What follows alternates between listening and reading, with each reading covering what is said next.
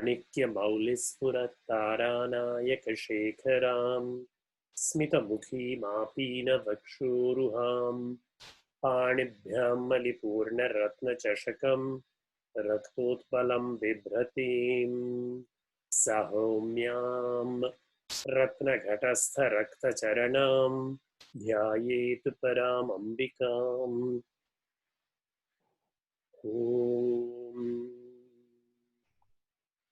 ध्यायेन्नित्यं महेशं रजतगिरिनिभं चारुचन्द्रावतंसं रत्नाकल्पोज्ज्वलाङ्गं परशुमृगवराभीतिहस्तं प्रसन्नं पद्मासीनं समन्तात् स्तुतममरगणैः व्याघ्रकृतिं वसानं विश्वाद्यं विश्वबीजं निखिलभयहरं पञ्चवक्त्रं त्रिनेत्रम्।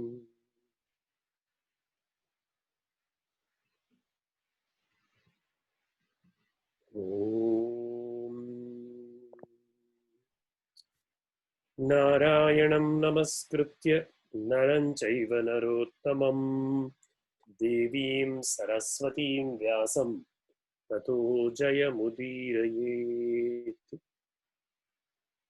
गुरुर्ब्रह्मा गुरुर्विष्णुः गुरुर्देवो महेश्वरः गुरुः साक्षात् परं ब्रह्म तस्मै श्री गुरवे नमः।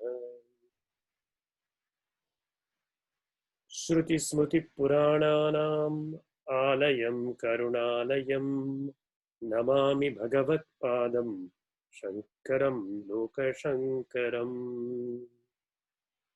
ॐ सहना भवतु सहनौ भुनक्तु सह वीर्यं करवावहै तेजस्विनावधीतमस्तु मा विद्विषावहै। ॐ शान्ति शान्ति शान्तिः।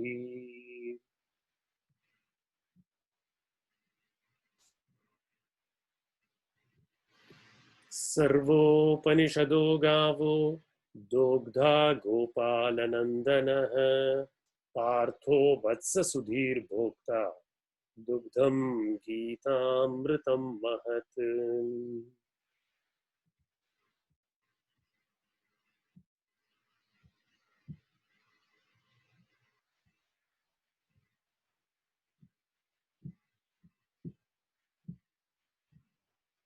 धृतराष्ट्र उवाच धर्मक्षेत्रे कुरुक्षेत्रे समवेतायुयुत्सवः मामकाः पाण्डवाश्चैव किमकुर्वत सञ्जय। श्रीभगवानुवाच क्लैब्यं मास्मगमः पार्थ नैतत्त्वय्युपपद्यते क्षुद्रं हृदय दौर्बल्यं त्यक्तोत्तिष्ठ परन्तप कर्मणैव हि संसिद्धि मास्थिता जनकादयः लोकसङ्ग्रहमेवापि सम्पश्यन् कर्तुमर्हसि प्रकृतेः क्रियमाणानि गुणैः कर्माणि सर्वशः अहङ्कारविमूढात्मा कर्ताहमिति मन्यते इन्द्रियस्येन्द्रियस्यार्धे रागद्वेषौ व्यवस्थितौ तयोर्नवशमागच्छेत् योऽहस्य परिपन्थिनौ। अर्जुन उवाच अथ केन प्रयुक्तोऽयं पापं चरति पूरुषः अनिच्छन्नपि वार्ष्णेय बलादिव नियोजितः।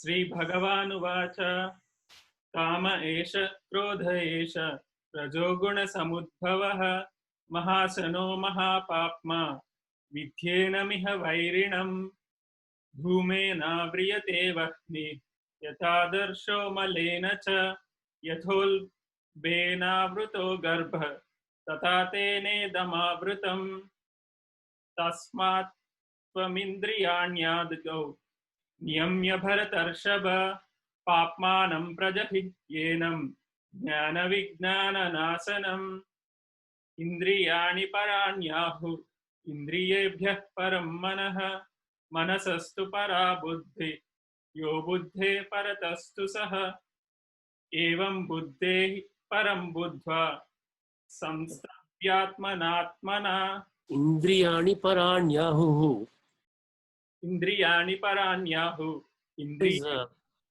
परं मनः mm, mm. मनसस्तु परा बुद्धि यो बुद्धे परस्तस्तु सः एवं बुद्धे परं बुद्ध्वा संस्तभ्यात्मानमात्मना जहि शत्रुं महाबाहो कामरूपं दुरासदम्.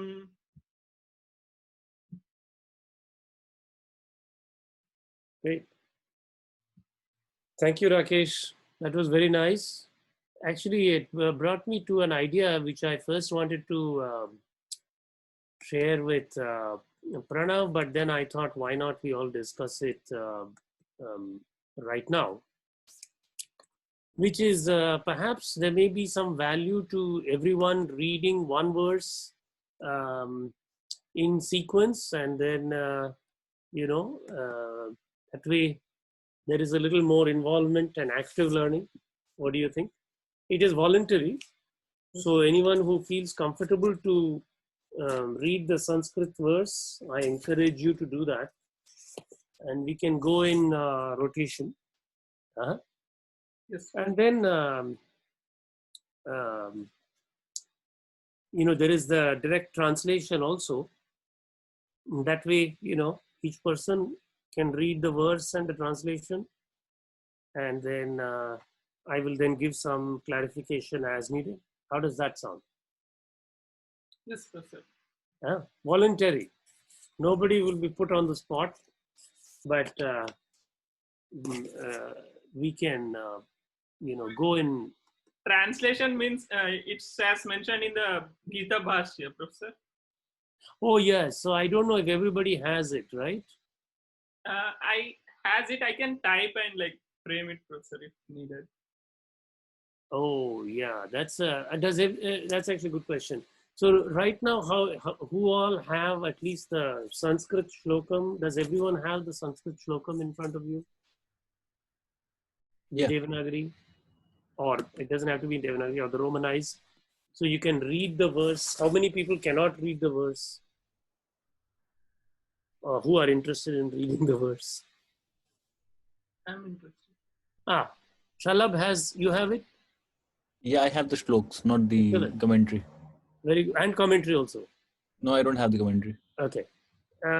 So, okay, maybe this time we will try the shlok, and then next time we will, and maybe that's good enough even, how does that sound? Huh?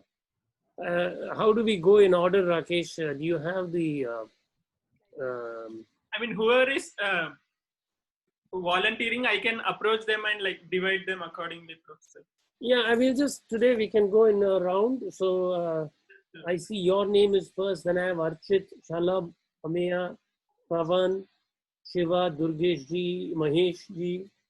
So whoever wants to, I will just say you start with, where were we last time? Which one you want to read? Clive, 15, is it right? 14? 16. Huh? 15. 15. 15 we finished, or we have to read? Yes. I think we read this, Nirvana Paramam.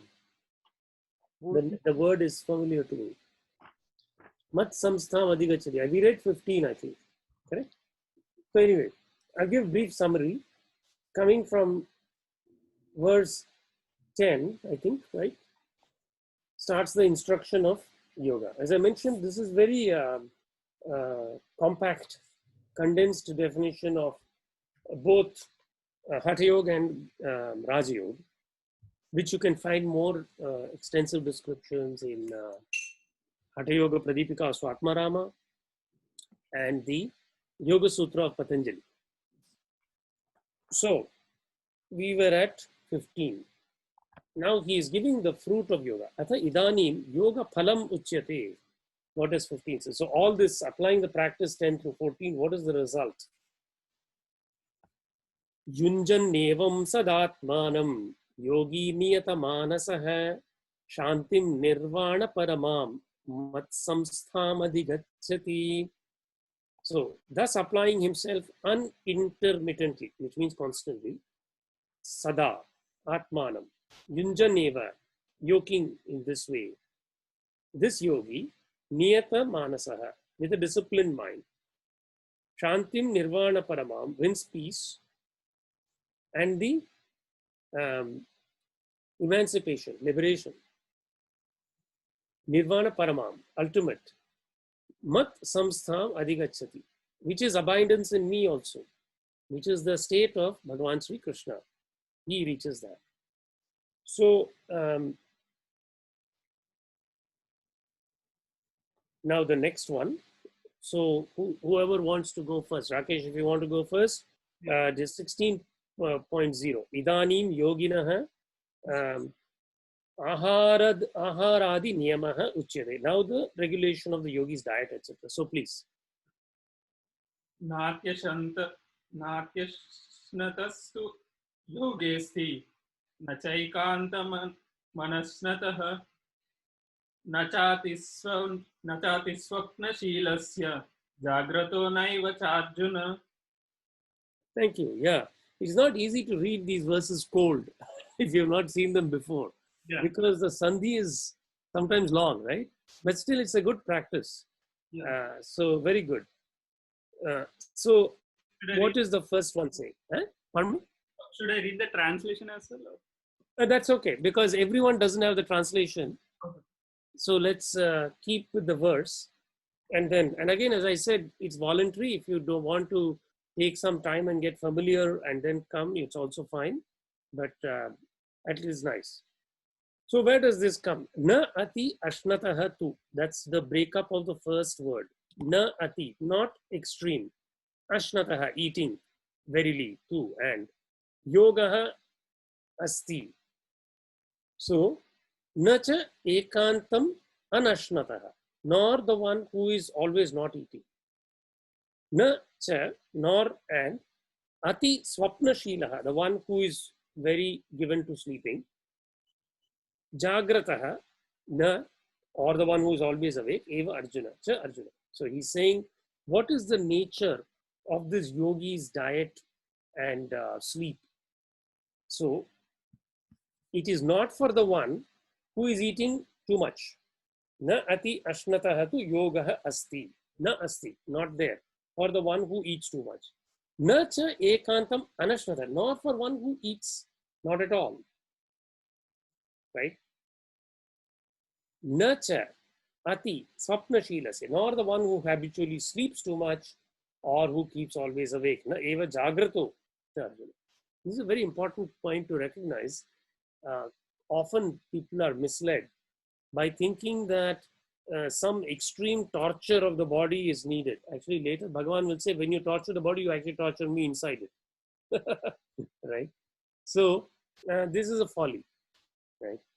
The Bhagavan is advocating always the path of the golden mean, middle ground, what they call via media. Regulation of sleep and food is very, very important. Evenness. Now, if you read in Yoga Sutra, or actually in Hatha Yoga Pradipika itself, we'll start with the idea, the first rule is to eat only 3/4. And if you read the obstacles to yoga, atyaharaha, atyahara is overeating is the first obstacle to yoga. Because the stomach gets very full, it drags the mind down with it. Okay? So well known. But peculiarly, it's also true that if you allow too much fasting, then the mind becomes wandering. The vata property of your, in the Ayurvedic sense, dosha will increase, aggravate. And that causes the random wandering of the mind also. That is also not good. You ideally want a well tridoshically balanced diet. The diet that brings the doshas into the correct balance, so that your prakriti is balanced with the vikriti and you're in a good state, natural to your body constitution. right? So naturally, that's why Bhagavan has not said how much, because that depends on your body constitution. Depending on if you're a predominantly Vata, Pitta, or Kapha in your Prakriti, how are you living your life in accordance to that to bring those into balance so that none of them is excessively aggravated, right? This is the science of Ayurveda tells us. Now, you look in, I see certain practices, and I'm just pointing this out to give you a sense of context. Periodic fasting is good. It's recommended also. And there are particular ways of doing it. Ekadashi fasting, especially for Vaishnava Sampradaya, is highly recommended. Right? But again, you have to apply some judgment about your desh, kal, paristhiti, place, time, circumstance. Right? So, in the traditional texts, you're supposed to start fasting the whole day, right? So on the Ekadashi, the person doesn't take any food, and then next morning, after you do your daily morning prayer, you break the fast. Right? And there can even be formal procedure. You must take some tulsi, water, etc., and then do achamana and then break the fast. Right? These are some prescribed. On particular Ekadashi, like Nirjala Ekadashi, they may even abstain from water. So the main point is, it should be done with some guidance. Periodic fasting is a tonic for the body. I'll give you another example. In the Islamic faith, there is a Ramadan, 40-day fasting, right? You know this? Right. And they don't even take water also. Yeah. In the day. But you know, this kind of fasting can sometimes be non-productive. I'll give you an example. I talk to some people who I have interaction with. One of them says that I stay up all night and then I try to sleep during the day so that I can avoid the hunger pangs. This is actually not good for you spiritually. To stay up in the night and sleep during the day in order to avoid the hunger pangs and stick to that regimen is actually not good for you spiritually. You'll be far better off eating moderate meals through the day and actually doing your dhyan at the sandhya. You know? So our Vedic system, because there is a deep understanding in the rishis of the circadian rhythm, right? The rhythm of the sun and the moon, that is Hatha Yoga. So the advice they give is very, very well thought through. Okay. For one person, maybe 40 days fasting worked, but it's not applicable to everybody. Nowadays, we talk about patient-specific health care. But Ayurveda knew this patient-specific health care right from the beginning of time. Now we are rediscovering it. And not even in the right way, probably. Right? So, this is the import of this verse about. So, moderate in sleep and it's interesting that even without my talking about I was talking about the food and mentioned the sleeping, and I immediately, this is what that person adjusted. I mentioned. And that's the second part,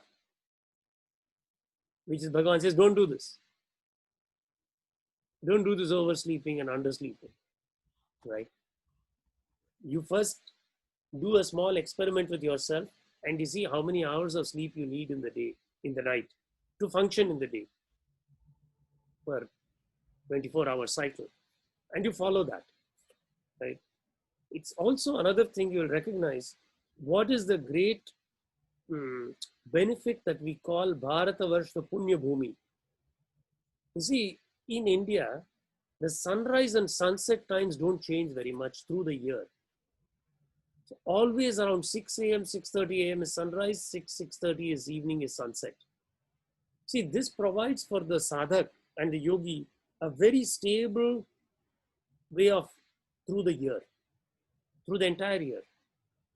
The more northern latitude you go, the greater the variation in the length of the day.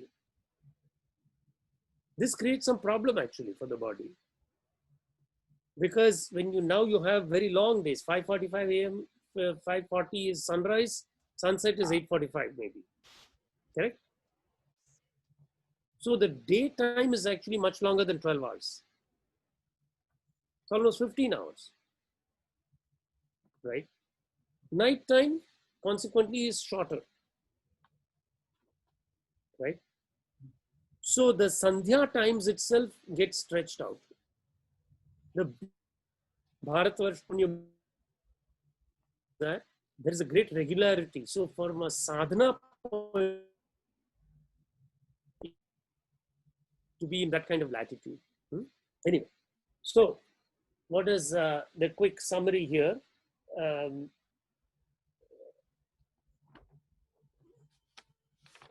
Bhagavan Sri Shankaracharya gives two interesting comments.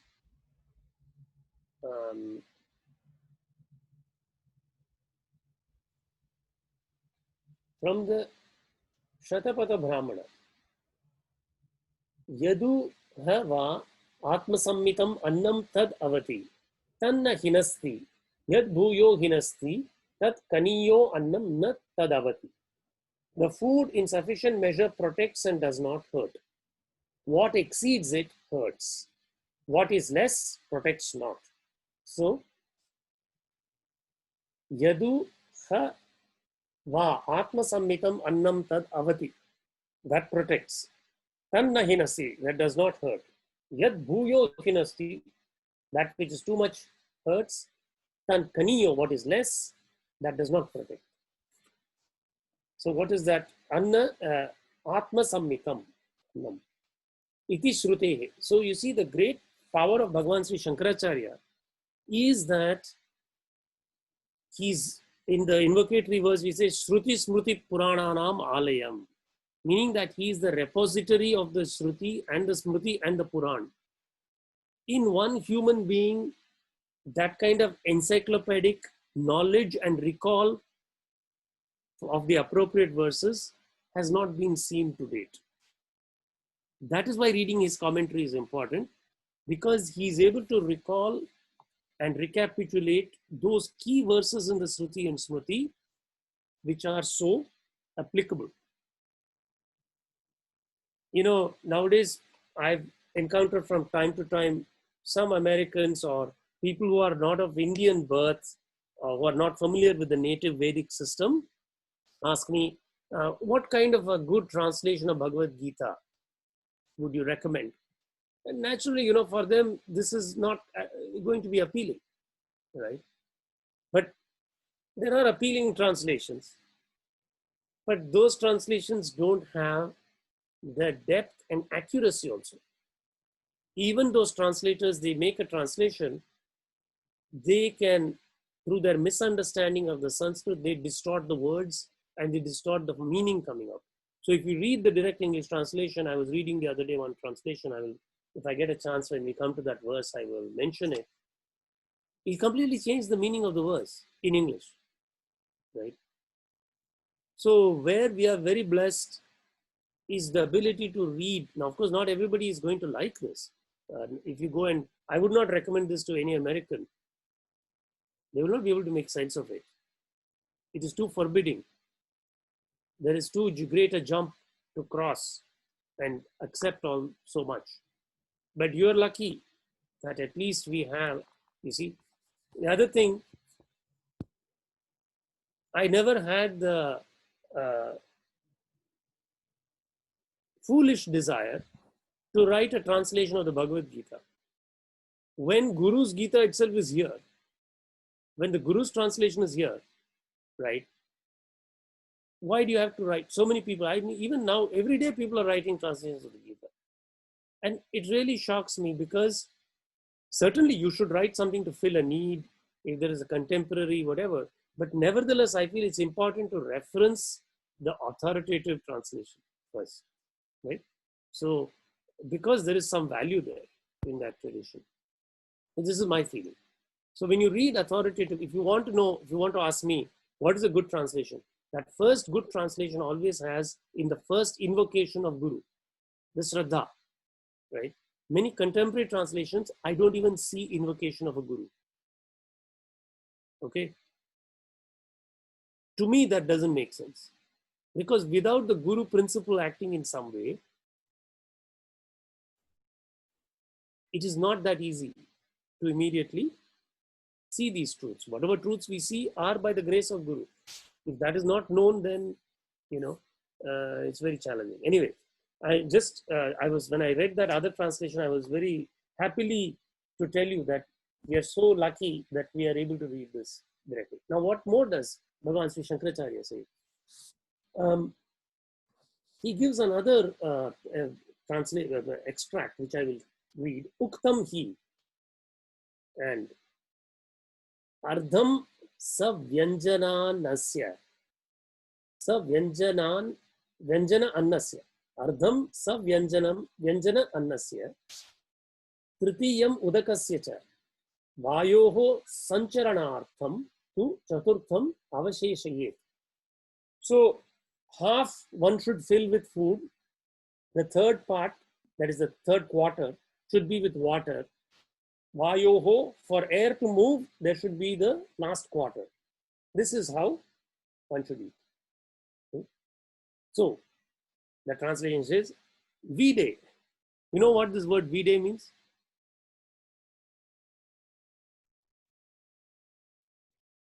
It's a Latin word. You see, Latin is also a very old language with deep connection to Sanskrit. Okay? This Vide means sea. Okay. Now ponder on this. We have in Sanskrit Veda. Veda is knowledge, but it's a special knowledge, right? It's the knowledge that was seen by the rishis, seen in the inner eye, right? Not a read knowledge. Not even a spoken knowledge. It's intuitively glimpsed in the inner eye. That is Vedam. So here, this Latin word, vide, see. It has the same sense. See, the following. Now, this location of this Ityadi Paramana, I believe they are not provided the source of this quote. But nevertheless, the meaning is very clear. Half with food, food and condiments, vyanjana annasya, savyanjana, food with condiments, anna with vyanjan. If you look up vyanjan, I think it can also mean vegetables. Ardham savyanjana nasya, tritiyam udakasya, third quarter with water, air to move in the fourth. So this actually also very interesting when we eat. It's very useful to try and eat mindfully, So when we eat, not running and going somewhere, you sit down and eat and you monitor how hungry am I actually, right? Very often if the food is tasty, we eat more of it because it's tasty. But we're not thinking, am I eating for the satiation of one half of the stomach, feeling only one half, or am I eating because the taste is good and I stuff myself? Right? This is something worth. So eating mindfully is very important. So involved in that is our parishechanam. When we do the parishechanam, we literally say that there is an amrita, immortal nectar, is the covering first, then the food, and then you cover it with amrita again. Correct? How will annam become amrita? How will this become nectar of immortality? Right? It's in the mind. Right? You see, if you read Chandogya Upanishad, it says the finest form of food becomes the mind. So what you eat directly translates into how you think.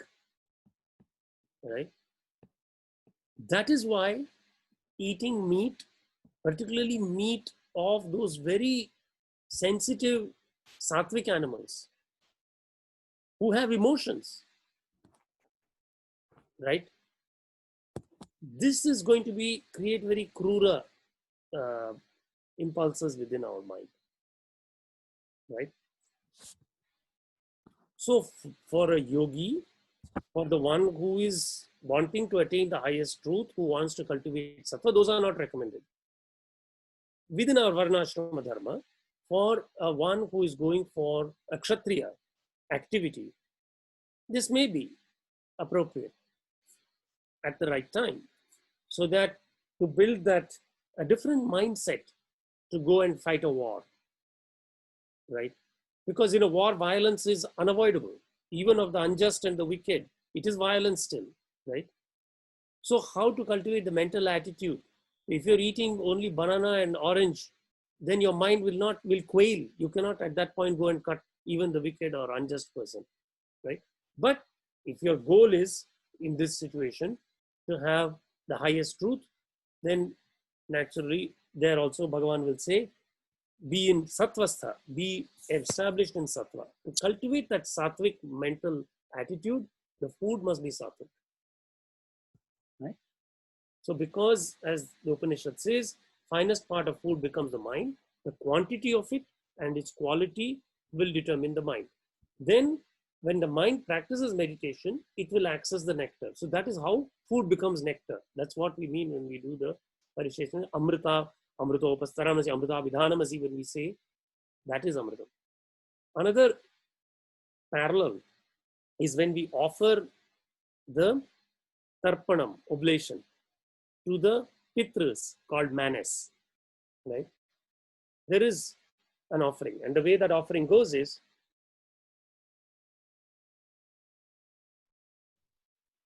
ऊर्जं वहन्ति अमृतं घृतं पयः कीलालं परिश्रुतं स्वधास्थ तर्पयत मे पितॄन्. So what that means is ऊर्जं वहन्ति.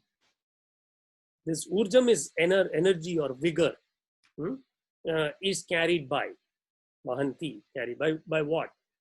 Depending on where the pitras by their past karmas are residing, amritam, if you take it to the ultimate place, the abode of Sri Krishna, that nirvana paramam, right? Shanti, amritam. Ghritam payaha, or it can be through ghee, which is in the realm of the human beings, water, liquor, blood, all these are also listed. Because depending on whichever stage the pitra is, that will be the food for the pitra. Right? So again, food is appropriate to that existence, human existence. Sattvic food will lead to that amritam.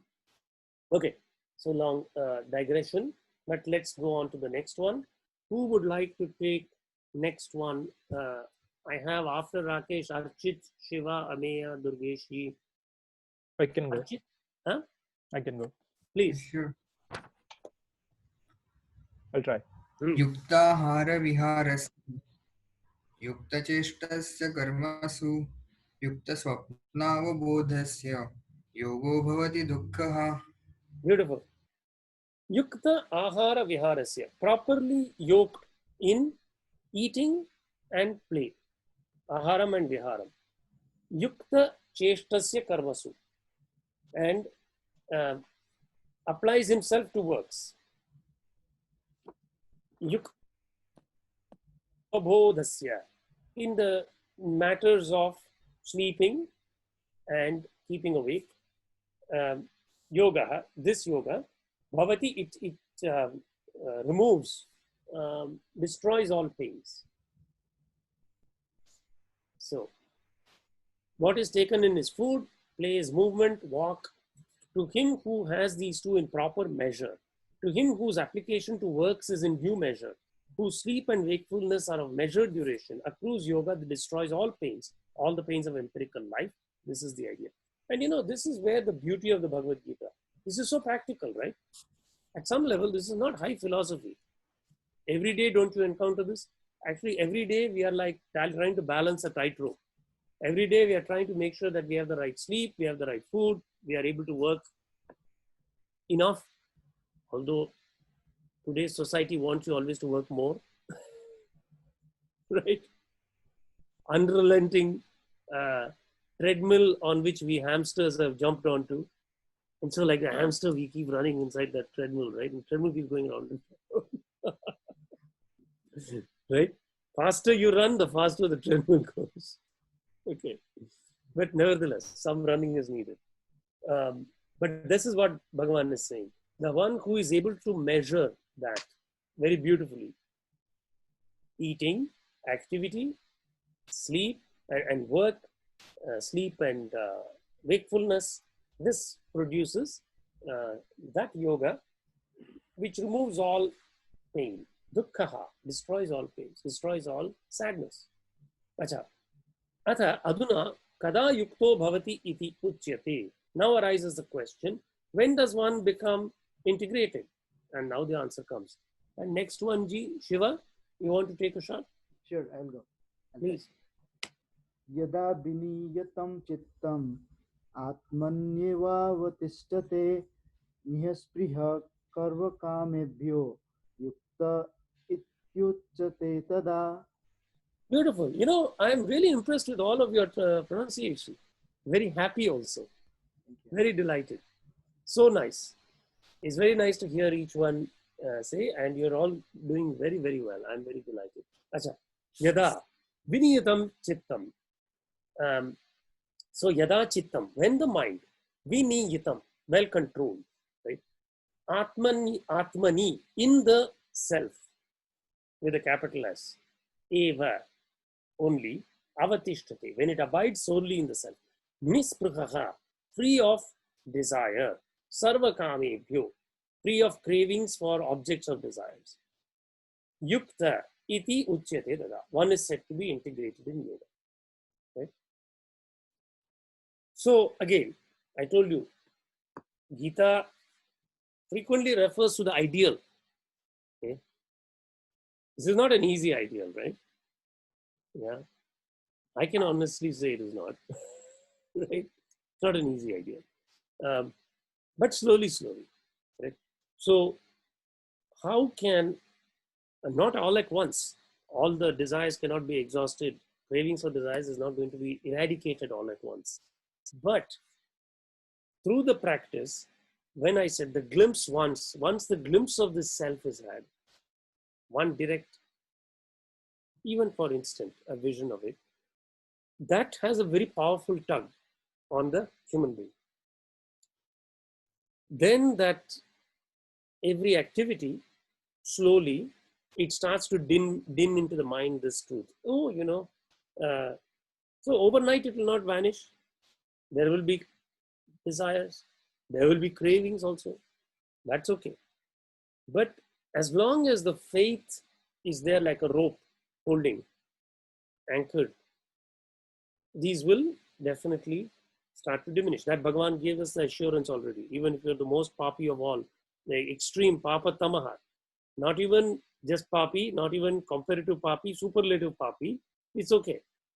If you start following this, there will be rapid progress and success is assured. So this is again, you know, but also I wonder if some of you feel, is there a circular argument that Bhagavan is giving? Do you see a circular argument or not? Let me open it up for comments or discussion. Yeah, I think there's something cycle going on. Because he says, okay, in order to, you know, reach the nirvana state, now you and yeah.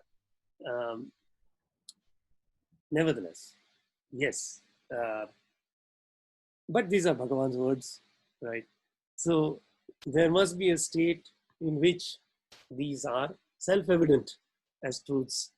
And so we, in our limited human experience, we joyfully accept it as a vision of the divine. And we say, yes, there must be something in this point that he is making. So let us follow it. Let us first perform the practice manual and then judge the merits or demerits, if we were to be so, shall we say, brave or foolish, you know, after we have at least read the manual and practiced it. Right? So, okay. Acha. Tasya yoginah samahitam yat chittam tasya upama uchyate. So, a simile, upama, of the concentrated mind of the yogi is offered. You know, upama is one of the characteristics in poetics. Actually, Kalidas's upama was considered the greatest. Upama Kalidasasya bharave arthagauravam dandira padalalityam maghe santi trayoguna. Of the three great poets, Kalidas, Bharav Arthagauravam, Dandin, and Magha, in this case being the one poet extolled of those four. Kalidasa's simile is very highly rated among the Sanskrit poets. Anyway, slight digression. Who is going to read the next one? Ameya? Yes, I'll try it. Please. यथा दीपो निवातस्थो निंगते सोपमा स्मृता योगिनो यत् चित्तस्य युञ्जतो योगमात्मनः. Wonderful. Yatha deepaha, just as a light, a lamp. Nivatastho, nivataha, without wind. Vata is the windy aspect. Nivataha, stha, situated. So just like a lamp in a non-windy place devoid of wind, how is it going to be? Flame is very steady. Na engate, stirs not. Sa upama smrita. That simile is remembered.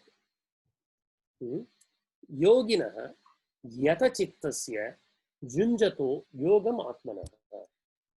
This is the state, the mind there is the flame of the lamp, and the mind is controlled who applies himself to yoga.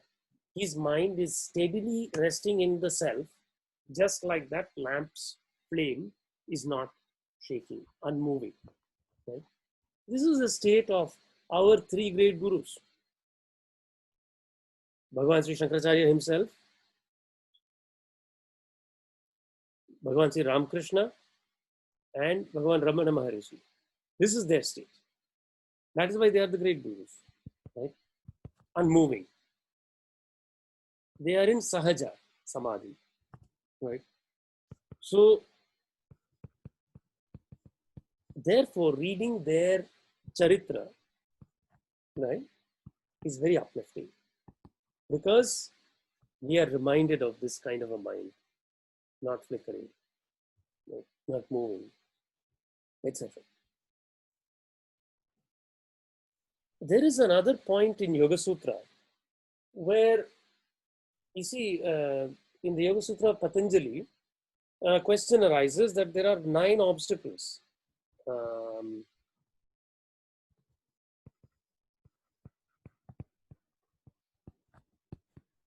And then the question is asked, well, what is the way to overcome these obstacles? Right. And one of them is called Eka Tattva Abhyasa. Eka Tattva is focusing on one essential point. And then variety of things are given. Yatha Abhimata, whatever is pleasing to the mind. And this concept of retaining this image of the lamp with the flame not flickering is one such good image which can be brought, the mind can be brought to recollect that when it is troubled by any of these obstacles, right? Or even recollection of the image of the guru, one of the 3 great gurus, can be very powerful in this context. Acha. Who is next? Durgesh ji? Ji. Yatro parmate chintam niruddham yoga sevaya yatra chevatmas atmanam pashyan mati tushyati. Thank you. So this avagraha, when the double S-like thing, it creates difficulty for my daughter also. She learned Sanskrit and she says, after reading and writing by hand, she looks at the print and she says, this is very hard. There are all these strange symbols. Right? Then I told her it's avagraha, just long A. Right? It got swallowed up. the following Atmanams are. Anyway, Yatra Uparamate Chittam. So, Rama is delight. That's why Rama is the one who's delightful, right? One whose mind delights in Brahman. That's the name of Bhagavan Sri Ram. Yatra Uparamate, where, and in this here more the sense of when. Yatra is usually where, but here it is in that state. So more of a when.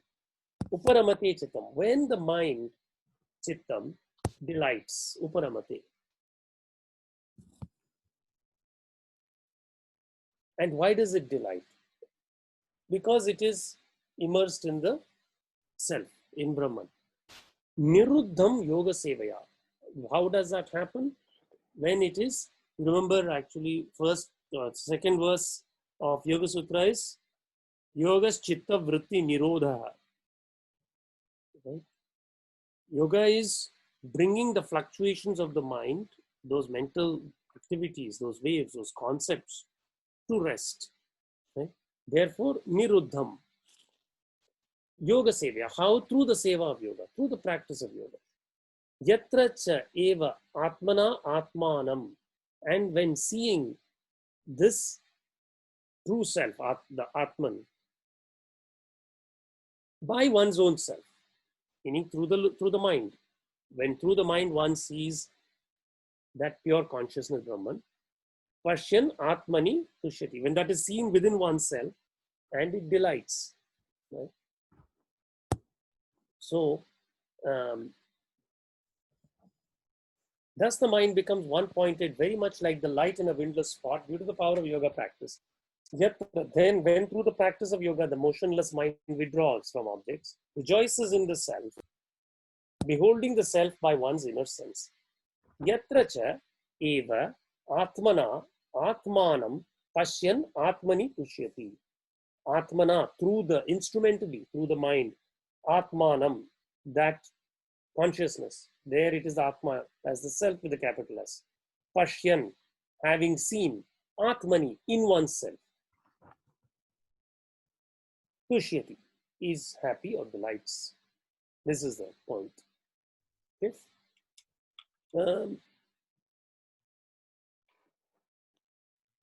So, 20.1 translation, Bhagavan's commentary is very similar. When the mind withdraws, being checked from all external movements by the practice of yoga, when he rejoices in his own self, beholding the Supreme Spirit, the all-pervasive light, by means of the inner sense purified through concentration. And next verse, 21, I think, whose turn is it? Maheshji? Ameya and Shalabh, you have done, right? I can, No, I'm I not. can do it. Oh, you haven't? Acha. Yeah, Please, Shalabh. I'll try. Okay, whoever. Sukhamatyan Sukhamatyantikam yat buddhigragya mahit indriyam beti yatra navayam sthitassalati tattva vatah. You got the tongue twister. Sukham atyantikam yat tad buddhi grahyam atindriyam veti yatra na chaivayam sthitas chalati tattvatah. So, sukham atyantikam, endless bliss, right?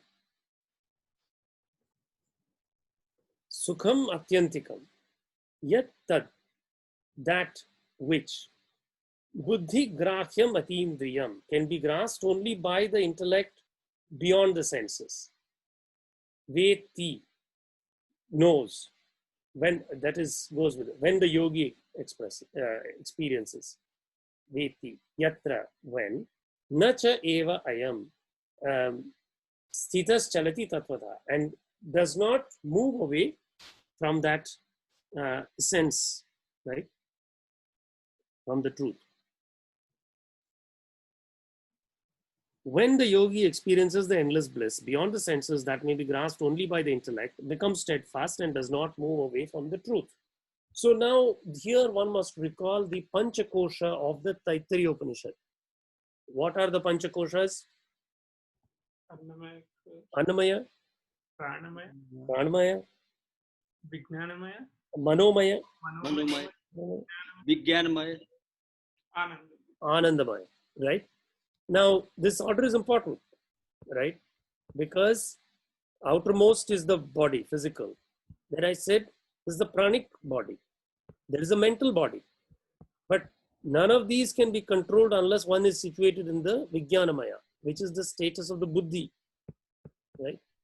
Unless one is situated in the intellectual sheath, objectively taking recourse to Sattvic Buddhi, the very practice of yoga cannot be initiated because the mind will betray you, right? The mind can only be controlled from the vantage point of Buddhi, correct? Therefore, this verse now makes sense. Buddhi grahyam. So what can the Buddhi experience? When it turns inward, it sees the Anandamaya Kosha. Does that make sense? Within these sheaths, when it is able to turn at this, situated in the Buddhi, when the vision turns inwards, it sees bliss. That is the Sukham, Atyantikam. Yet the Buddhi grahyam, he didn't say Manograhyam, it is not capable of being grasped by the mind. Buddhi grahyam, Atindriyam. Also it is beyond the senses. Well, obviously, because that was all in the Manomaya Kosha. It is beyond the senses. Veti yatra nacha evayam sitas chalati tatvada. Then after that, the yogi does not move from the truth. After that, whatever that person says is informed by the truth. Even if it may appear contrary to the worldly way of living, it is the truth. Bhagavan Sri Ramakrishna was very,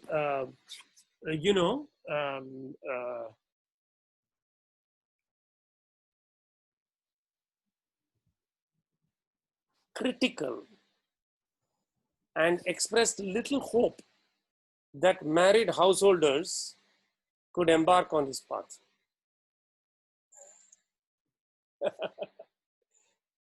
You have to experience it in order to know the truth of what he's saying. The whole world is running after, oh, family, family. Oh, but only one who has seen knows the travails of samsara. It takes a great wisdom to see that. In today's world, everybody is celebrating, oh, so beautiful, so many children, oh, another birth. You have to experience something of life and the spiritual path to know why he says, oh child, you have now got a wife and few children, there is no hope for you. Right? Hasn't he said that, Mahesh? Yep, all the time. Yes. I now, when you brought this, I remember he stressed many times when the new sadhaka come to him. Are you married? And he said like, oh, married, oh, you gone. He used to joke. So now you see, this sounds very contrary, right? I mean, normally, if, many times even our mind, we may question, what is this? I mean, is this man like just against the world or what is his problem? Right? Nobody else. I mean, if popular opinion is to be the litmus test of the truth, this man is standing against the whole world. Nobody talks like this. If you take a vote, 99.99% will not say this, right? Yes or no? So normally we think if everybody says something, there must be something to it. Right? But the point is, have they attained this state? Dr. Shankar, Yes. but is that statement so counterintuitive in the spiritual world? I mean, most of the gurus would at least say that if a person is married, it's harder at least. I mean, that would be unanimous, don't you think? Yes. If you read any of the scriptures, yes, I'm saying in the ordinary world, right? Normally when we talk to people, probably if we took a vote in our city or state, Yeah. we will not find that. impression. Nevertheless, I'm just saying that it is because the minds of those great gurus are steadfast and not moving away from the truth, right? Therefore, even when they say something that seems contrary to our world experience, they're right, because this is their state, right? That's all I'm. Dr. Shankar, one comment I have. Yes. So, well, yeah, he said that all the time, but he also mentioned that when you are in a family fort, you have a, you can do the war, but if you have a balanced mindset. Yes. And the another thing is that he's very near and dear Swami Brahmananda Rakhal. Yeah. So he was a householder because he got married and he got kids, but he accepted him as his very innermost disciple. And Indeed. so that's why I'm hopeful. You are, and you're right to be hopeful. And not only that, you raised two very good points. Thank you, Mahesh, for reminding me of those 2 points. The first one is that, peculiarly, the Ramakrishna mission has changed since the time of Ramakrishna itself. Okay? Ramakrishna had the true vision of he saw the truth, and only in his time did he accept any householders into the order, right? Now, if you go and ask to join the order of Ramakrishna, they will not allow householders. And that, I think, is actually a decline.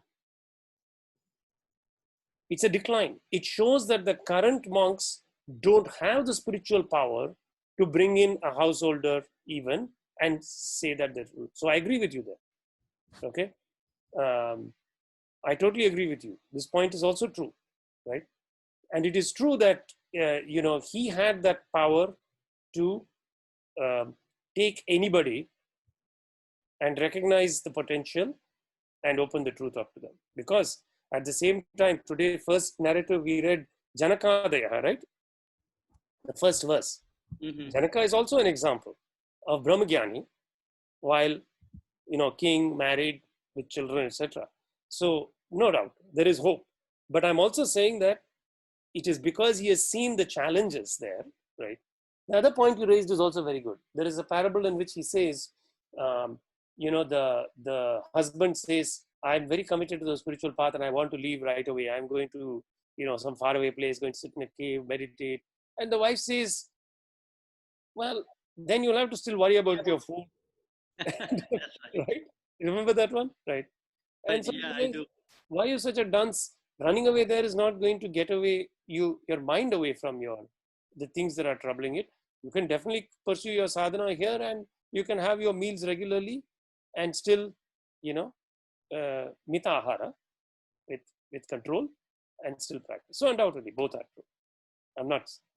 I'm just saying that sometimes they may say things that are contrary to worldly wisdom, but still they are saying that from the place of seeing the truth. Acha, very good. Next one. Shalab, you want to take this one? Yeah. Okay. Yam ladhva chaparam labham manyate nadhikam tatah yasmin sthito na dukkhena gurunapi vichalyate. Thank you. Very nice.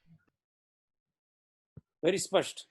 Yam labdva, gaining which, cha aparam labham,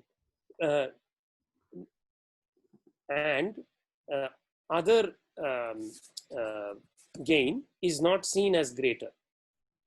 Labham aparam yam labdva cha aparam labham manyate na manyate is not considered. Having gained which, another labham is not considered as greater. Na adhikam tataha. Yasmin sthitaha, established in one. Na dukkhena, not by sorrow. Guruna, even great sorrow, one is not moved. One is not overpowered even by grievous pain. So very nice verse. I can tell you this from personal experience, that in our sadhana, there comes a point, an experience. Okay. Following that, to the mind came this image of a scales, taraju. Right? Let's say you put everything that is dear to you on one side. Okay? Everything that's dear to you. whatever you want, right? This other thing will overcome it very easily by a large magnitude. Anything you put from the experience we have had from the time of birth in this world, that is the authentic experience. Right? Mhm. This is true. Mhm. So then what happens?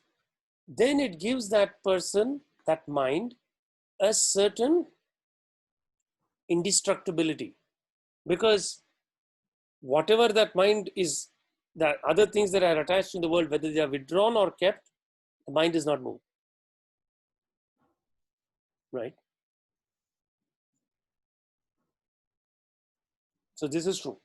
Now another example from Swami Shivananda.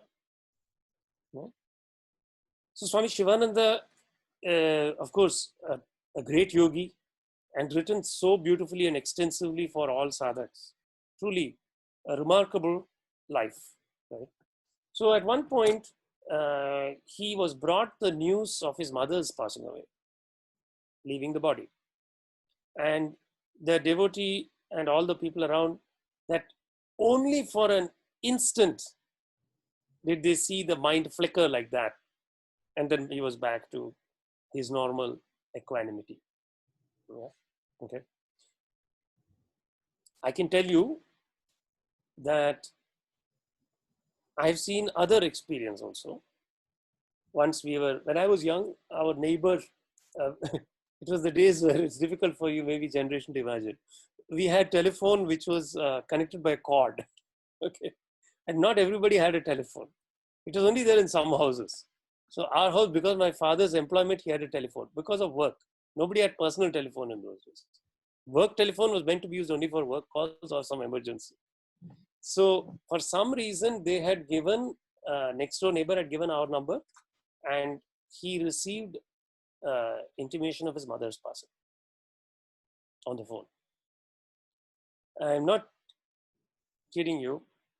Suddenly we saw this gentleman, a well-built man, probably in his 50s.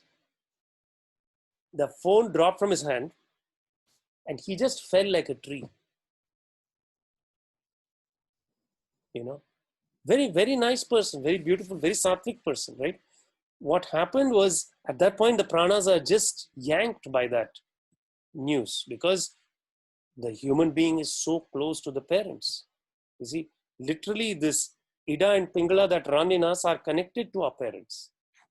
These pranas are connected to them. So when in that, you see, we are all, after all, strung like beads on a necklace. Each of these jivas is strung on this line of prana. And we are immediately preceding jiva is your parents, right? So when that jiva takes a transition in the lokas, it sends a great jolt through the cable car, right? So undoubtedly, anyone will tell you who has experienced this, that is one of the most difficult experiences in life, right? That transition, very difficult. Okay. So I've seen firsthand a good human being, a wonderful human being, affected in this way. So when I then heard of Shivananda's anecdote, then you see that this person, master yogi, right? Definitely, to have that self-control. So, and coming obviously from the knowledge of the truth. So not overcome by dukkena gurunapi. So this is something to keep in mind. Right? Next one, who is going to read?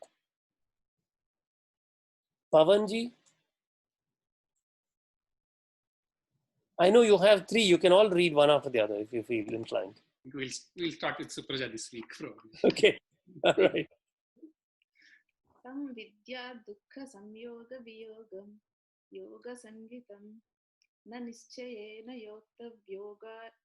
yoktavyo yogo nirvinna chetasa. Thank you. Very nice. Again, you got one with a lot of complex on these. Some are easy and some are hard. You did very well. Tam vidyat dukkha samyoga viyogam yoga sangitam. Tam vidyat, know that. Okay. Know what? To be yoga. Know that to be style yoga. Yoga sangitam, denoted as yoga. What is that? Dukkha samyoga viyogam, which consists in disjunction from experienced pain. Dukkha samyoga viyogam, the release from that experienced pain. Sa nischayena, that with determination, yoktavyaha, should be yoked, should be practiced. Yogo anirvinna chetasa, with an undejected mind. So this is a very nice verse also. If you read the Hatha Yoga Pradipya, the very early verses, how does yoga succeed? They'll give in characteristics. First characteristic, utsahat, enthusiasm. Right?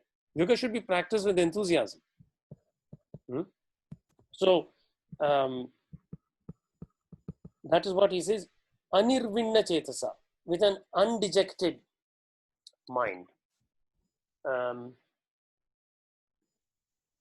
Na nirvinnam anirvinnam kim tat chetah tena nirveda rahitena chetasa chitena ityartha. Now, sometimes if you're a practitioner of meditation, sometimes you find people talk about meditating just before going to bed after a very long and tiring day. This is actually very hard, because the mental energies are highly depleted, right? If you've worked a very long and hard day, then that time it's actually difficult to tap into utsaham. Some energy is needed, right, to practice. So that's why in our thing, the sandhya, sunrise and sunset, because usually by sunset you're not fully that completely tired. Right? There's still some battery reserve. So utsaha is there. And then this point of dukkha samyoga viyogam. Acha.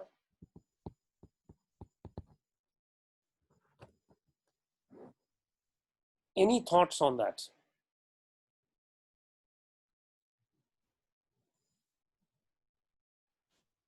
What is the cause of this dukkham?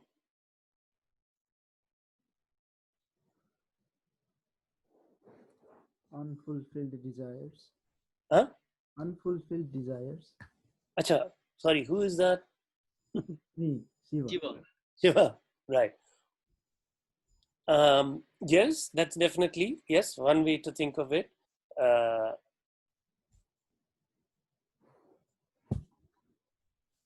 But I would give a slightly different angle.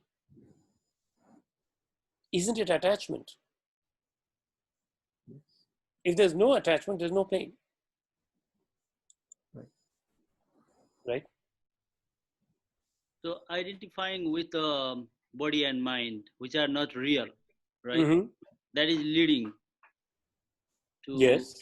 attachment, and then Right. it's in that circle, right? Moving in the circle. Right. And you see, because we experience the world through our mind, it's natural. Don't think that somehow that immediately it should be. We are just observing right now. We are not passing a judgment, right? No judgments, right? Because we have to understand the mind. The mind is sunk deep in the world, right? I would recommend not thinking of shoulds and woulds so much, but just observing, right? So the mind is there, it gets into this body, and then we have experiences. Now, from the earliest time in your life, what is the object that you know best? Yourself. Mm-hmm. Your body. Your body. Yourself. Yeah, but I'm saying external, even external to that, Your parents. your family. parents. Yeah. Right.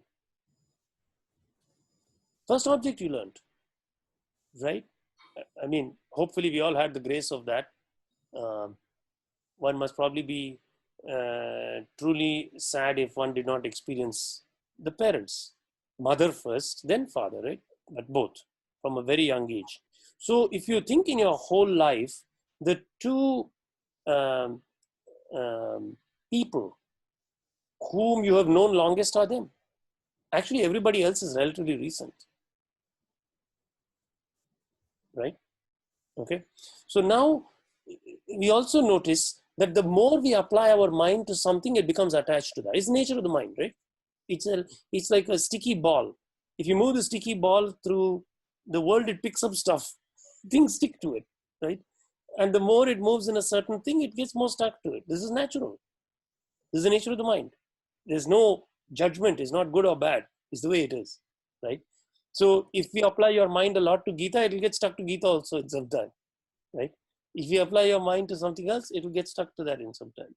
Just the nature of the mind. It's sticky. It's in modern science, we call it neuroplasticity, right? It's also changeable, right? So it forms these patterns, and there is something they say that the neurons that fire together wire together. So if you create a neural pathway in which there is a certain sequence of firing, that gets established. It becomes a rut. Then the mind only goes in that pathway, right? So there is modern scientific evidence to point out that the nature of the mind is intrinsically this way, sticky, right? And so what he's saying is that let us suppose then we get some pleasure from that sequence, right? And definitely we must say, right? Parents gave us support in all the early years of our life, right? Okay, our fundamental nutrition from the mother's milk starting, right? It has satisfied the body, right? Correct. So do you think, now remember, hunger is such a basic need, isn't it? Right? So if somebody has fed you and you associate, mind is also associative, right? So it doesn't even worry about causation and stuff. If you do this at this time and you see this person there, these three will form a neural net, right? So this person, comfort, food, right? What is the association going to be? Pleasurable and positively pleasurable, right? In a good way, nutritionally supportive, correct? Right? Now we evolve over time, of course. We grow up, we don't need to run to our mother every time we need food now, right? Etc. etc. But do you think that that pathway is so easily erased, or so there is an attachment? That is what he's saying. That's samyog, right? Now, if that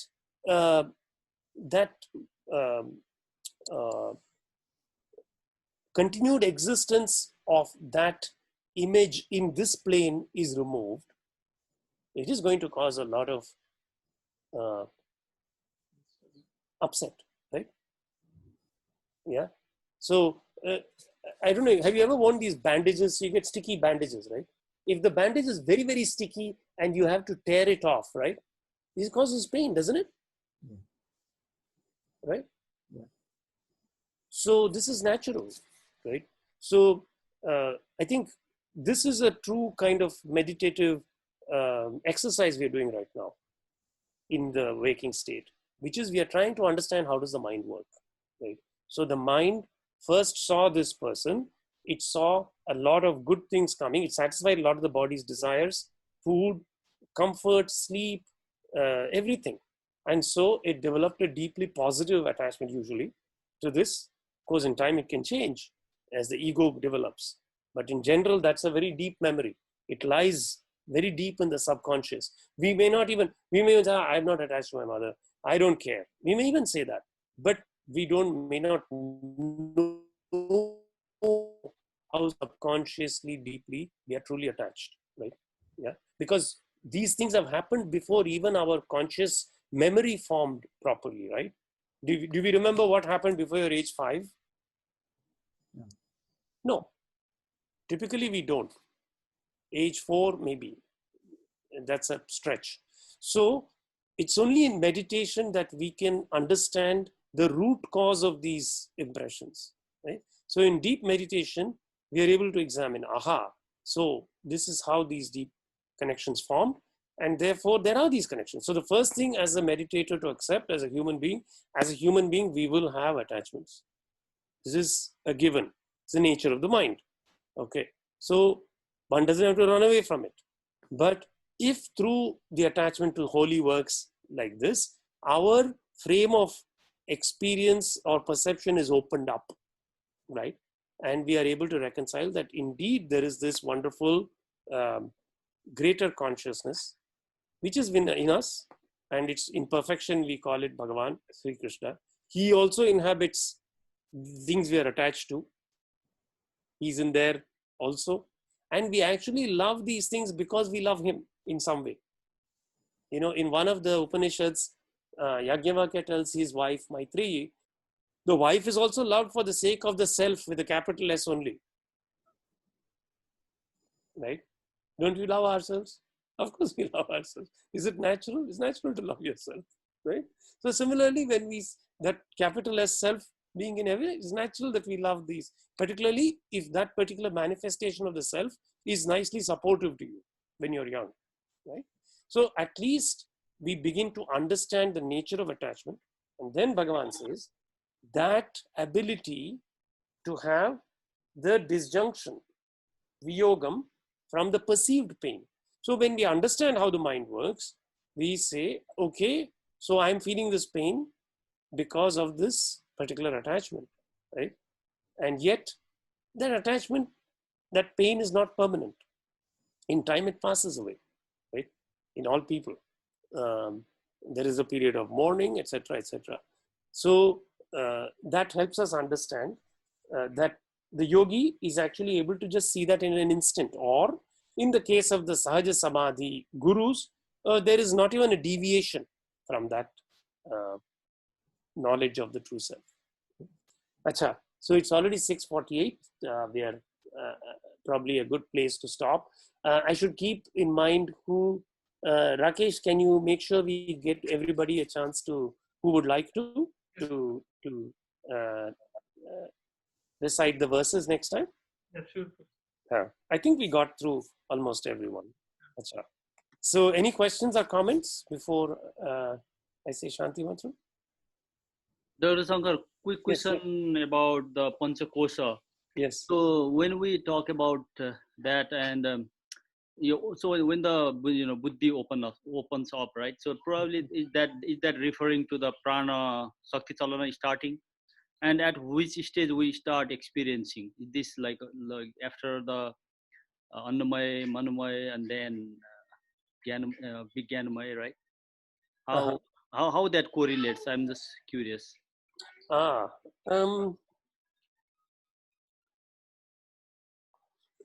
So a good question. So at some level, we can instantly situate ourselves in the Vijnanamaya Kosha and be aware of the Anandam inside us. Mm-hmm. So what prevents? What stops? Let's go back to the verse where Bhagavan said, Yatha darsho malenacha. So he says, just as the mirror is obscured by the dirt, right? Correct? Mm-hmm. So at this instant, if we take recourse to our buddhi, let us say we just close our eyes, we sit in meditation every day, and we just take recourse to the buddhi and turn inward, this anandam is there, available, at the drop of a coin, so to speak, right? So then if the question arises, well, why is that anandam not experienced? It's because the mind which is in the outer kosha is constantly tugging the buddhi. Do you see what I'm saying? Mm-hmm. Do you see the analogy? So if we look at these various layers, and let's say our awareness is situated in the Vijnanamaya Kosha and turning inward, something is not allowing it to turn inward because the mind is pulling it more outward, right? Mm-hmm. In the Manomaya Kosha, remember in our analysis, so we say that there are 4 functions of mind. Buddhi is one. There is also Ahankara and there's Chitta, right? Right. And Manas. So in your meditation, let us suppose you control the Manas, you control the Indriyas, you brought the importation and exportation of senses to a still, that is 0, right? There are still 2 other channels, right? Particularly the Chitta channel. There is some thought which is repeating. And these constitute that mala that Bhagavan is talking about in the mirror, right? When we are able to quieten that tape of the repeated experiences, right?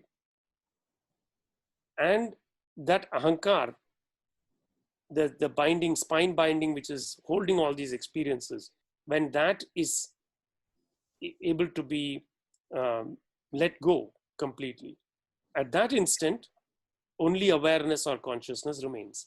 And that allows this buddhi in the Vijnanamaya Kosh to turn inward without a moment's hesitation. Mm-hmm. Does that make sense? Yeah, so in the normal state, that buddhi usually is not opened up, right? That need to open. The buddhi is there, but that is clouded, right? There is, yes. So yes, your intuition is right. There is always buddhi. We always have some sort of buddhi. The question is, how purified is it? So just like he talks about the mirror with the dirt, we can think of these as different lampshades. Each of these koshas is a lampshade, right? Outermost lampshade is Annamaya. Next one is Pranamaya, Manomaya, Vijnanamaya, right? Inside that, the lamp is shining, correct? Mm-hmm. As the lampshades become purified through the process of yoga sadhana, right? The buddhi is more clearly accessed and it's able to look inward more easily. But it's in the Vijnanamaya Kosha that we see this, these two paths. We see Shreyaha, Preyaha, right? Outward moving, Preyaha, inward moving, Shreyaha. Does that make sense? Mm-hmm. Yeah. So at every instant in meditation where you're sitting, the buddhi is having to make this choice. The better and better it gets at making the choice of turning inward and staying there, not allowing fluctuations, it's then able to see the Ananda.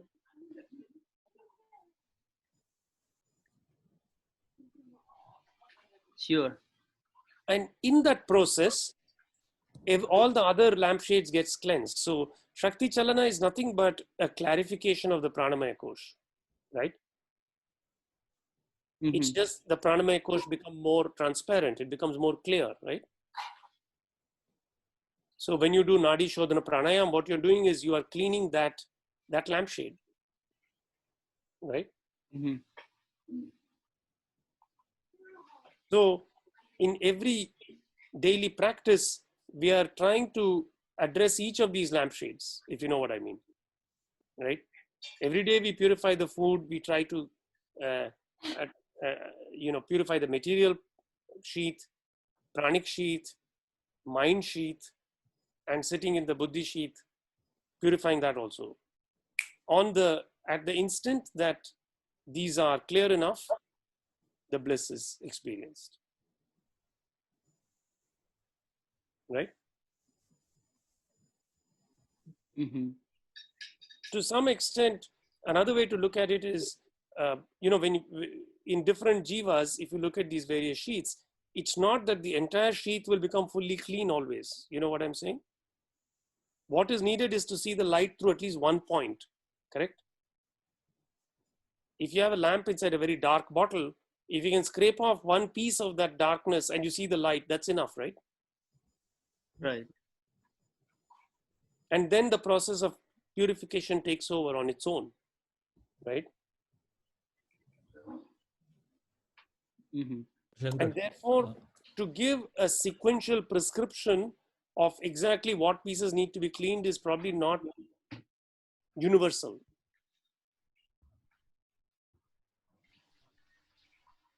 You see what I mean? Mm-hmm. So that's why the personalized, right? Exactly. Like Guru understand the state of sadhaka's mind and then prescribe accordingly. So the one shoe doesn't fit all, right? Exactly. That's exactly it. As somebody, if they're like in Bhakti Marg, they may not talk about pranas, they may not talk about Shakti Chalana at all, right? They're Right. only talking about their Ishta Devata all the time, like Tyagaraj, right? He only talks about Ram, Ram, Ram all the time. But automatically, the mind got purified and the light shines through. And then he can tell you about everything about yoga also. That's the beauty of it. Once the jiva has seen the light, it can tell you all the paths. Right? Yeah, everything gets downloaded Yeah, instantly. right. Exactly. Yeah. I hope that helped. Yeah, that's wonderful. I'm just trying to convey in my limited, very limited knowledge and understanding, in the hope that it is good for all of us. No, it's really helpful, Dr. Shankar. Yeah, I mean, things, even though, we read the verses and then even the Shankaracharya's commentary and everything, literally makes sense. But, the main key is the read between the lines, and you have experienced that, and which we still, striving. So, Not at all. It's all Devi's grace. You're just kidding me that you're not experienced. You're living the life. You're all living the life of a yogi. What are you trying to kid me? I know it. You keep saying you have not, but I'm telling you, you have. When I look at you, I see each of your lives as most exemplary in the situation you're in. Honestly, let me tell you that. This is what I see. From Thank what I know of your lives, you're most exemplary, all of you. This is the most beautiful part of it, right? You just have to gain confidence in yourself. That indeed, Shankar, you just have to tell yourself, yes, we are living the I have best. a related question. Yes. So when you talk about pran or man, I think I understand what you mean, at least to some extent, because I have seen them in some measure. But when you talk about buddhi, I have no idea. Right. I mean, So, is this because up till now I read somewhere that if you don't know what buddhi is, then just understand it as something with which you see all these other things like man and pran, which are one order lower in the hierarchy. right. But then in the 21st verse, the Bhagavan says something like buddhi perceiving something which is even more fundamental than buddhi, which is not that intuitive. Right. I don't know. Yes. So it's a good question, Shalabh. So how shall we put it?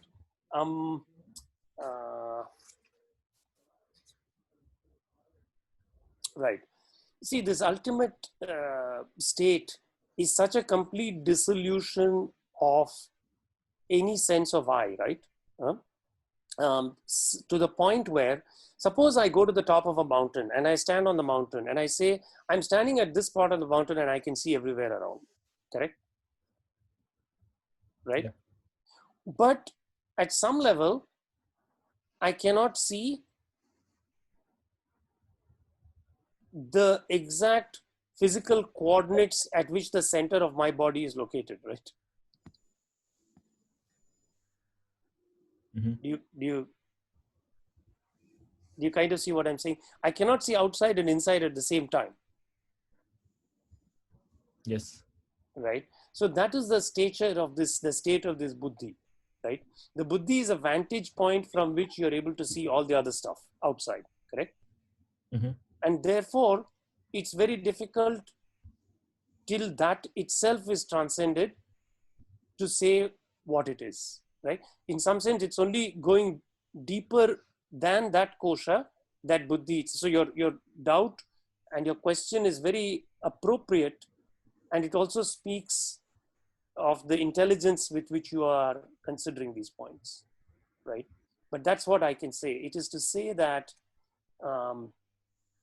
it also brings back to mind the parable in which the 10th man, you know that one? So the guy went around and he counted everybody else other than himself. Yeah. And then I think the 11th guy comes and slaps everybody and says, now I've given each of you one slap. There are 10 of you, right? So in some sense, this inability to conceive of oneself in an objective sense. It cannot be seen objectively because at that point, the subject-object duality ceases. Do you see what I mean? Yeah, I guess what I want to know is buddhi something that I, in my limited experience, have ever seen, ever caught a glimpse of? Because you have definitely seen reflections of it. So to go to your point, in order to see the buddhi can be seen from the vantage point of something that is deeper than the buddhi only, right? You agree with that? Yes. Correct. So by analogy, because the body is only seen from the vantage point of the mind. Correct? Yes. Yes. Mind is seen from the vantage point of the buddhi, right? Yeah. So buddhi can only be seen by the vantage point of something that is beyond it. And beyond it is only the state of bliss, right? Yeah. Okay. So, but yet you do see the buddhi in its reflected form when you take a decision, when the mind stops vacillating, when you apply yourself to do something good for you, when you choose the shreyaha versus the preyaha, that is buddhi acting. So it is seen by its effects, right? And in colloquially, don't you have the idea of buddhiman? Yeah, that's what I was confused about, because we say all these intellectual pursuits, right? When we solve a question, or when we see something, when we solve something which is not attached to us in any way, and then we say that this is an intellectual pursuit. But is that the same? No, I would say that's probably, yeah. The word intellect to translate buddhi is inexact. Okay. Buddhi is literally the ability to judge and decide, as opposed to vacillate like the mind. Okay. So let us take these great captains of industry. You know, who are these guys? What is it? Lee Iacocca, whatever. I guess nowadays Elon Musk, whatever, right? Yeah. This is a kind of buddhi. It's a rajasic buddhi, right? It's a buddhi which is able to take decisions very quickly, correct? Yes. And decisions that lead to great profit, right? Don't a lot of people admire Elon Musk? Yeah, they do. Yeah. Don't a lot of people admire Warren Buffett? Yeah. There is something admirable in them. What is admirable? It's a reflection of the buddhi. They have buddhi, great buddhi, in a particular way, right? You look at But isn't Bill buddhi Gates. supposed to be beyond these gunas, or what is that? isn't buddhi supposed to be something beyond this guna No. and impression? Buddhi is also is composed only of the three gunas. Oh. So there is sattvic buddhi, there is rajasic buddhi, there is tamasic buddhi. Right? When you see a very devious criminal, there are some criminals who do such devious thefts, right? That's the tamasic buddhi. It's a great buddhi applied with rajotamas, right? Rajasic buddhi, this is rajo sattva. Somebody like Bill Gates, mixture of rajas sattva buddhi. Very intelligent man, created a fantastic empire, and now he's applying himself to philanthropy. Good, right? Buddhiman, undoubtedly, right? But the buddhi that is spoken of in the Upanishads, that is spoken of by the yogis, is the purely sattvic buddhi, right? That is for the benefit of the world only. Does that help? Yeah. So, Dr. Shankar, the quick follow-up on the buddhi. So, the Gayatri is, Dhimahi, the buddhi opening up the buddhi and leading to the inner travel. Start point.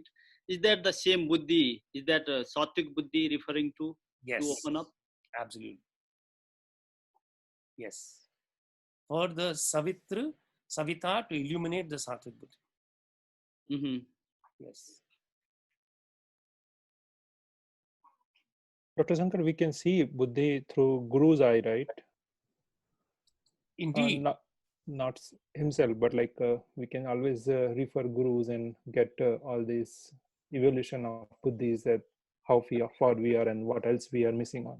That is absolutely true. And that's very beautiful. I'm glad you brought that up. So that channel of Guru that is there is very powerful to illuminate the sattvic buddhi. Thank you.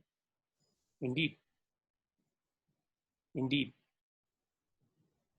That openness and receptivity to Guru, that is itself a manifestation of the sattvic buddhi. That's the first step.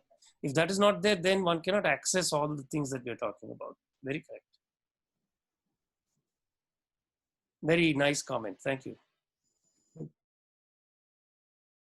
Dr. Shankar, just so I understood correctly, so when you said you can see buddhi from either the vantage point of Anandamaya Kosa, or you can see it as a reflection, that means through your actions. If you do something, say, good, then you can say that you are applying buddhi. Is that Indeed. meaning? Sure. Yes. When you do something for the greater good, absolutely. Right? This is a manifestation of the sattvic buddhi. Indeed. So again, the seva, which is so highly praised, is in the beginning of all sadhana, is also the sattvic buddhi only, right? Sattvic buddhi is what leads us to sadhana. It leads us to seva. It leads us to all those things.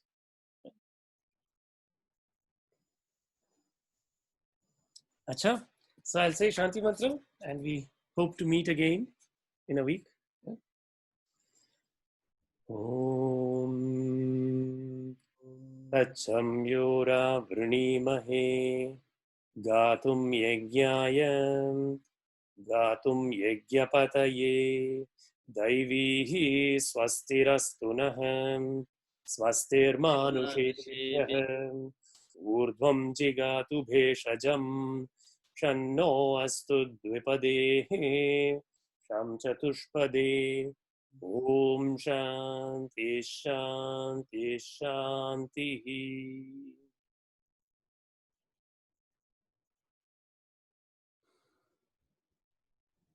Namaste everyone. Have a lovely week.